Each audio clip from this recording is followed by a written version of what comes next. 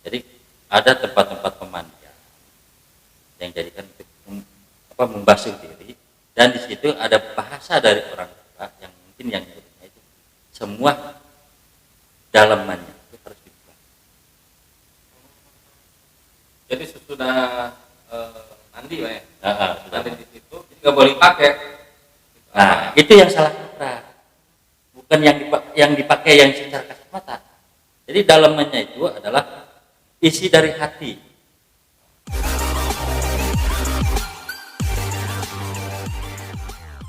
Ya, assalamualaikum warahmatullahi wabarakatuh. Balik lagi di channel Danto Irwanto di Dan Podcast.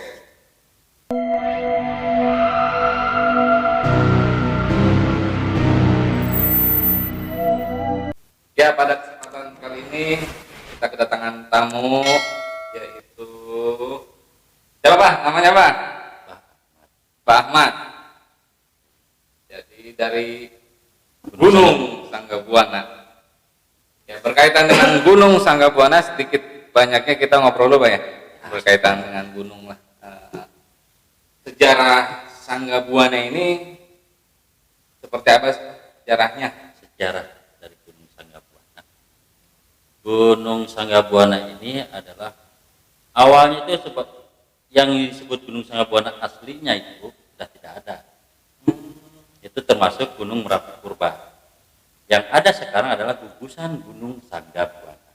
Di masing-masing gunung itu ada nama-namanya sendiri. Nah, makanya komplek pegunungan itu disebutnya komplek pegunungan Sanggabuana. Yang tadinya memang ada Gunung Sanggabuananya, sudah meletus ribuan tahun sebelum Masehi. Dan menjadikan di situ lapisan tanah yang mengikat semua sesar, baik itu sesar Baribis, sesar Mandiri, dan sesar Lembang. Kalau Gunung Sanggabuana, kenapa betul-betul harus dijaga? Itu karena kalau bergeser sedikit, itu yang lepas dari segel sesarnya itu semua akan ikut bencana, semua sesar akan aktif. Oh, jadi ibarat Gunung Sanggabuana ini dulu itu apa? Poros mungkin Pak ya. Poros. Kita sehingga meletus, jadi terciptalah anak-anak mungkin ya dari gunung itu pas sudah erupsi dulu. Jadi masih ada sebagai teman sudah pasif gitu ya. Ya, sudah pasif sekarang. Tapi ada simbol-simbolnya, itu ciri-cirinya bekas gunung Merapi. Satu, lahan di kita subur. Ya. Kedua, sumber air panas ada dekat dengan pegunungan. Ada berapa titik lokasi sumber air panas? Sumber air panas ada satu titik, itu pas di aliran sungai adanya. Kalau musim hujan sekarang nggak bakal ketahuan karena aliran sungainya luang, nggak bakal ketahuan. Tapi kalau udah musim kemarau, airnya surut, itu baru kelihatan, itu populeran. Nah, dengan adanya ini Bang Sanggabuana ini banyak sekali ya, terutama di masyarakat Rawang. Walaupun di luar ini terdengar dari kemarin itu sempat ada yang viral juga, kita pendaki gunung yang bertemu orang umurnya ratusan tahun, dan juga hal-hal yang berkaitan cerita masyarakat mungkin Pak ya. Itu kan cerita. Ini dalam hal pandangan Abah sendiri selaku yang berada di kawasan atau di wilayah Gunung Sanggabuana gimana? Kalau menurut saya dengan hal-hal seperti itu masing-masing punya pengalaman sendiri, pengalaman spiritual sendiri, ya. Baik itu pendaki gunung atau ada yang punya sejarah.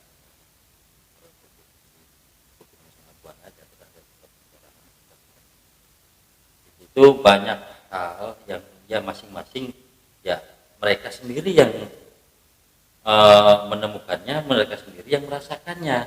Enggak semua orang istilahnya dia ketemu semua orang tidak. Jadi berbeda.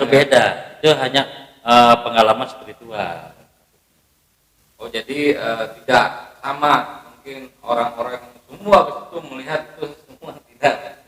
Jadi masing-masing itu mungkin ada ritual masing-masing. masing-masing. Cuman yang kadang yang beredar luas itu kadang ada yang berlebihan juga, Pak ya. Ya mungkin yang namanya ucapan itu kadang-kadang ada yang cuma senyekal jadinya kan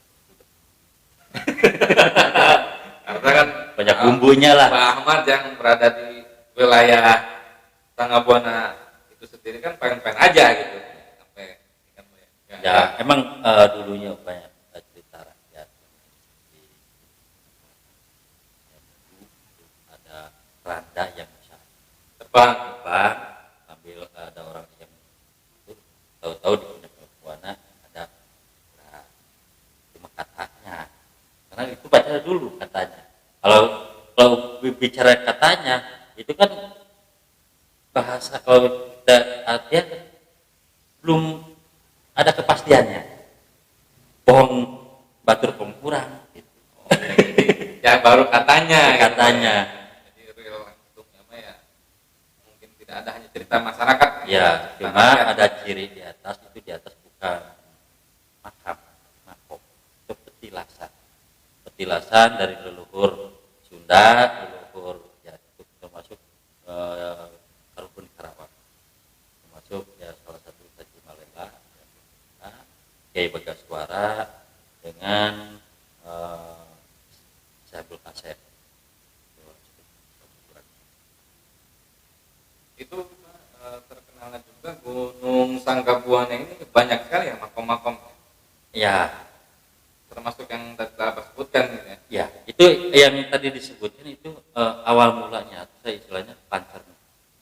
Karena di Pegunungan Sanggabuana itu untuk riwayat secara spiritual itu dulunya dari zaman ke zaman memang untuk menaikkan kadar kesempurnaan dari keilmuan.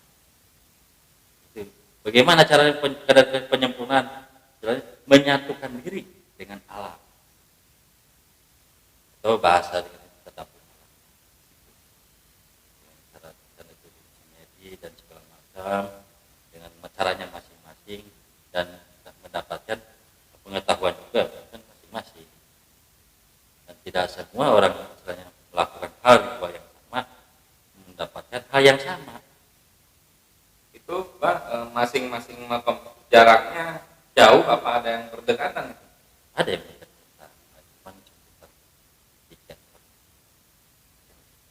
Tapi ya untuk pemirsa, untuk para subscriber, Gunung Sanggabuana ini bukan hanya terkenal mungkin hal spiritual dan lain sebagainya, tapi tempat destinasi wisata ini paling banyak ini dikunjungi. betul. Jadi paling asik lah gitu kalau kita berlibur bersama keluarga ya. Kita ke Gunung Sanggabuana itu banyak sekali curug-curug apa aja sih Pak? Ada ratusan sebetulnya tapi yang dibuka secara itu hanya beberapa yang paling terkenal itu adalah Curug di itu yang boleh dibuka karena kan walaupun banyak curug ada yang boleh dibuka dan ada yang tidak boleh dibuka karena apa kelangsungan ekosistem Oh iya, karena harus perlu diingati juga. Pengunjung juga kadang ada yang tidak mentaati aturan, gitu kan. Contoh buang sampah sembarangan, merusak alam sekitar, ya kan, tidak menjaga. Kenapa masyarakat di sana itu kita harus menghargai karena telah menjaga. Curug-curug banyak, cuman hanya dibuka separuh. Untuk apa ya? Biar apa karena separuh? Karena depan gak dibuka semua ya, kita untuk menjaga tadi kelangsungan gitu kan, ekosistem, menjaga stabilitas alam yang ada. Kadang kan kalau makin banyak kunjungan juga Pak ya, karena orang juga tidak semua juga mentaati aturan, ada juga yang merusak dan lain. ya seperti halnya kemarin yang kebanyakan yang jarah aja gitu. Yang jarah, itu banyak yang salah kaprah dalam pencernaan yang disampaikan oleh orang tua. Jadi ada tempat-tempat pemandian yang jadikan untuk membasuh diri dan di situ ada bahasa dari orang tua yang mungkin yang itu semua dalamannya itu harus dibuang. Jadi sesudah mandi Pak ya, Sudah mandi di situ jadi nggak boleh pakai. Nah, itu yang salah kaprah. Bukan yang dipakai yang secara kasat mata. Jadi dalamannya itu adalah isi dari hati. Hati yang sirik, dikunci, jahil, kaniaya itu perlu dibuang. Kalau sudah dibersihkan, dibersihkan.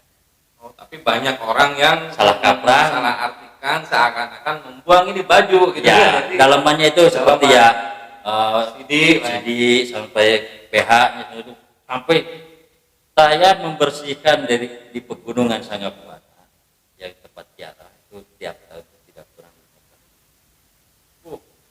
Ya lihat ya pemirsa ya, ini Abah Ahmad ini bagi kalian yang pernah membuang nih jasa Abah Ahmad membersihkan orang-orang yang salah mengartikan atau salah kaprah dalam menerapkan mungkin ya Bu, itu hanya pesan lah ya, jadi pesan mendalam, tapi orang kadang salah artikan dalam arti seharusnya membuang sifat-sifat yang ada dalam hati kita yang jelek atau buruk itu kan yang ada di dalam diri kita, bukan dalaman pakaian. Setelah itu asli sampai 15 karung itu membakarnya juga nggak ngebakar di area ya kita kan kebanyakan kan basah itu nggak selesai sampai 1 minggu. Itu pakaian-pakaian dalam. Makanya kalau yang punya niatan ziarah ke petilasan yang ada di Gunung Sanggabuana, tolong hal-hal tersebut dicerna dulu. Ya kalau dibuang itu buang dalaman itu bukan pakaian dalam, tapi hati kita yang jelek, yang misalnya diri dengki jaya kaniaya itulah yang harus dibuang. Bukan pakaian dalam. Pakaian dalam. Nah, jadi ini meluruskan jadi hal-hal yang sudah terjadi itu agar tidak menjadi kebiasaan gitu kan. Ini mengklarifikasi dalam itu dalam diri ya, bukan dalaman. Nah, terus Pak, untuk Sanggabuana ini ya emang banyak juga hal-hal yang atau hal-hal terkait dengan spiritual. Tapi Sanggabuana ini sangat terkenal ini mistisnya ini bukan mistis nih, jadi spiritual. Ya, ilmu kewalian lah, spiritual seperti itu. Gimana Pak? Nah di sini pemikiran spiritual itu sebetulnya harus diterima. Ya, ilmu spiritual itu adalah dorongan spirit dan diaktual. Ya. Spiritual itu spirit yang diaktualkan. Jadi beban diri yang punya keinginan maju dan pandangan ke depan itu harus diaplikasikan. Itulah spiritual yang sebenarnya.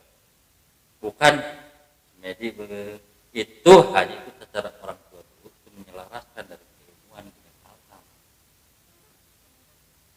Tidak instan mungkin Pak ya, kadang sekarang orang mengartikan mungkin betul juga tadi apa yang dikatakan Pak Ahmad, spiritual itu jadi kita ada kelas action juga, action di samping ikhtiar ada action kita gitu kan, tidak Hayang beunghar teh cukup bunga doa tapi ikhtiar. Jadi itulah pesannya. Jadi bukan hanya duduk nunggu uang turun dari langit gitu. Betul. Yang namanya juga dorongan spirit. Nah ini bagi yang belum tahu Pak, ini hanya sekedar mendengar Sanggabuana, karena banyak sekali sih orang-orang bilang kamu Sanggabuana di mana. Ya karena ingin juga mendaki, ada yang ingin juga tadabbur alam dan khususnya berlibur. Gitu. Bagi yang belum tahu ini Pak, di mana sih Pak tempat ini Sanggabuana? Sanggabuana ini terbagi jadi 4 wilayah. Perbatasan Kabupaten Purwakarta, Cianjur, Bogor, dan tapi lebih banyak itu masuk ke wilayah Karawang. Untuk di Karawang sendiri itu perbatasannya di puncaknya. Ya. Nah, yang di Karawang sendiri itu ya alhamdulillah itu masuknya ke desa Mekarbuana, kecamatan Tegalwaru. Itu yang langsung ke pegunungan. Adapun yang sebelumnya sekarang ada juga yang ya alhamdulillah untuk di wilayah-wilayah Sanggabuana sudah dibikinkan kawista, kawasan wisata. Sangga Jadi Buana. ada Kawista, kawasan wisata. Ya, Kawista Sangga Buana, kawasan wisata Sangga Buana. Itu udah disentralkan untuk di daerah, sekarang udah ramai disebut Puncak Sempur. Iya. Puncak Sempur ini kalau di istilahnya, kalau di pegunungan sendiri itu istilahnya masih dari kaki Sangga Buana, belum ke puncak. Belum. Itu di situ destinasi wisatanya luar biasa, view-nya untuk sampai kalau cuacanya bagus ya Jakarta tuh kelihatan. Jakarta kelihatan. Jakarta kelihatan. Jadi kelihatannya itu bukan kotanya, tapi seperti gedung-gedung tinggi yang ada di atas awan. Nah, terus Pak, untuk destinasi wisata ada juga Pak istilahnya apa yang viral kemarin ya, sempat saya juga baca itu ya, yang masuk ke gua yang katanya apa sih Pak disebutnya itu ada aliran di bawah, sungai. Aliran sungai itu Pak. Coba Pak apa itu Pak? Nah itu belum, itu maksudnya ke kawasan sebelum Sangga Buana itu adanya di tepatnya di Taman Sari. Nah emang Taman Sari dan wilayah kita itu adalah yang menurut ilmu yang diteliti oleh para peneliti ya di Arya Santos dan segala macam, ada siapa lagi itu sampai bertahun-tahun juga bertahun diteliti sampai kadar batuannya dan di dalam itu apa ada, dan saya sendiri menelusuri sampai 73 mulut gua ya. 73 mulut gua. Dari ya luar biasa banyak, kebanyakan bentuknya vertikal yang kemarin yang jadi viral itu yang meninggal emang vertikalnya itu 18 meter vertikalnya Itu yang pernah dari 70 sekian gua itu apa pernah menemukan emas apakah ada apa berlian. kalau hal-hal seperti itu, kalau saya dalam hal penelusuran saya belum pernah dan tidak ya tertarik mencari seperti itu. Nah yang kita cari bukan itu, karena itu adalah unsur penunjang alam untuk energi. Ada emas berserakan di alam itu, di gunung itu sebetulnya jangan sama sekali jangan ditambang, jangan diambil. Itu pesannya ya, jadi banyak penambang ilegal soalnya. Betul.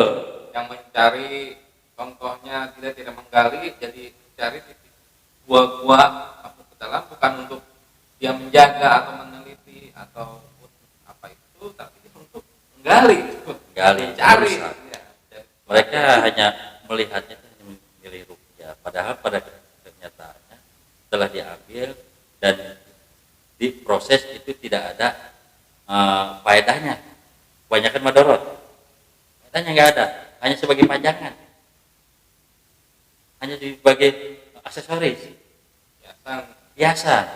Tapi sebetulnya kalau hal-hal tersebut ada di alam, itu ada sebagai sumber energi terhadap alam tersebut yang seharusnya kita jaga. Nanti keruk habis, ya kan, dijadikan suatu kepentingan atau keuntungan tertentu, tapi untuk sekitarnya tidak membawa dampak, berdampak buruk pasti. Itu yang berkaitan dengan Gunung Sangga Buana yang ada. Oh iya tadi yang tadi yang viral itu ada yang sempat jadi korban itu di salah satu Gua lele. Itu salah satu Pak ya? Salah satu. Itu kebetulan guanya itu tidak jauh dengan jalan, hanya sekitar 4 atau 5 meteran Dari jalan. dari bahu jalan itu. Nah, itu peringatan juga bagi para sebutnya apa itu ya, kalau orang pecinta alam itu biasanya menelusuri Camping. ya, kita harus observasi dulu, lihat dulu, jangan langsung kita tanyalah kepada ahlinya di sekitar itu. Ya, satu tanya, kedua lihat cuaca. Kadang nggak ada Beb, gamblang aja dia ya, gamblang aja. Jangan misalnya kita berani kita masuk, tapi kita nggak memperhitungkan dari aspek dari cuaca itu yang kenapa rata-rata gua yang ada di Karawang itu adalah aliran sungai Gor. Itu istilahnya apa? Ada Kalau bahasa Sundanya itu Cipatahunan. Cipatahunan. Cipatahunan itu aliran sungai bawah tanah. Itu bahasa Sunda. Jadi ada sungai di bawah tanah itu. Ada sungai. Misalnya menghubungkan dengan beberapa kan ada yang jadi sumber mata air di beberapa tempat itu. Terus nah juga ada juga yang menurut entah mitos entah cerita masyarakat juga bahwa katanya Satria Piningit yang bakal turun di Gunung Sanggabuana itu dulu itu sebentar sekali itu gos-gos lah seperti itu. Balik lagi Pak ya katanya itu. Dan itu sumbernya pun kita berbicara masalah hal-hal seperti itu, pandangan dan sejarah pun itu nggak ada yang pasti. Yang namanya Satria Piningit yang seperti apa itu wallahu alam. Yang dan kriteria juga kita nggak tahu. Yang jadikan Satria Piningit itu yang seperti apa? Apakah seperti Power Ranger kah atau Superman kah? Nggak tahu. Ya.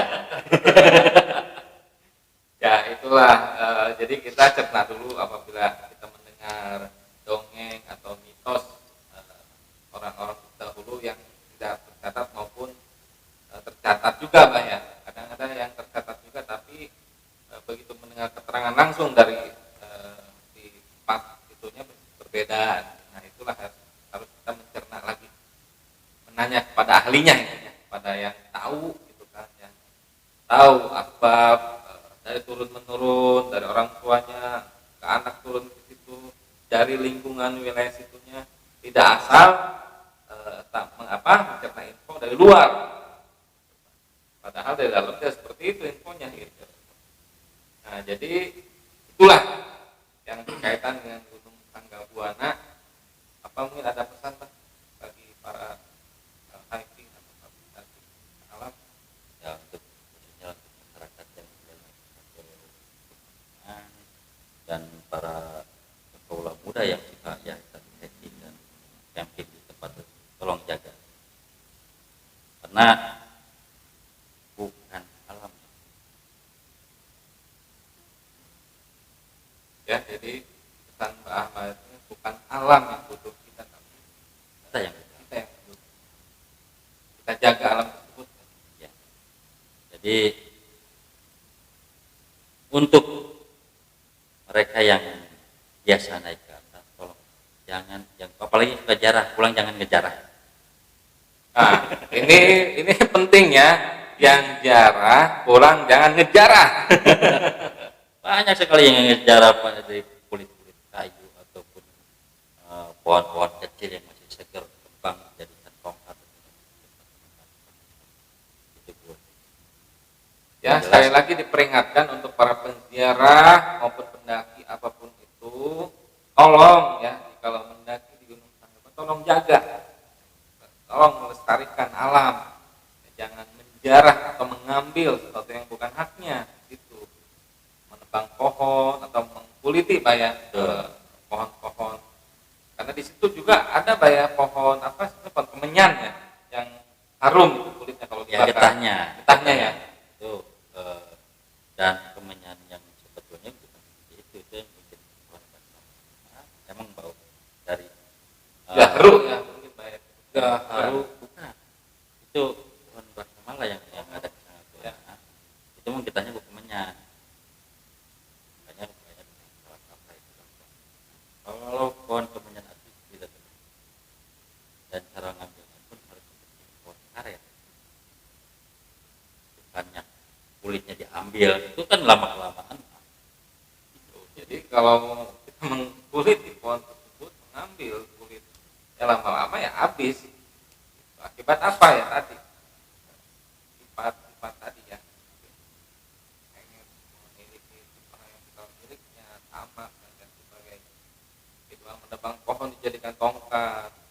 Itu kan padahal kan, orang menjaga kelestarian tersebut, tolong hargai, tolong. Mereka berjuang, tidak butuh waktu sedikit untuk hal yang berkaitan alam. Penanaman pohon pun saya sudah ya puluhan ribu ya, untuk pemerajaan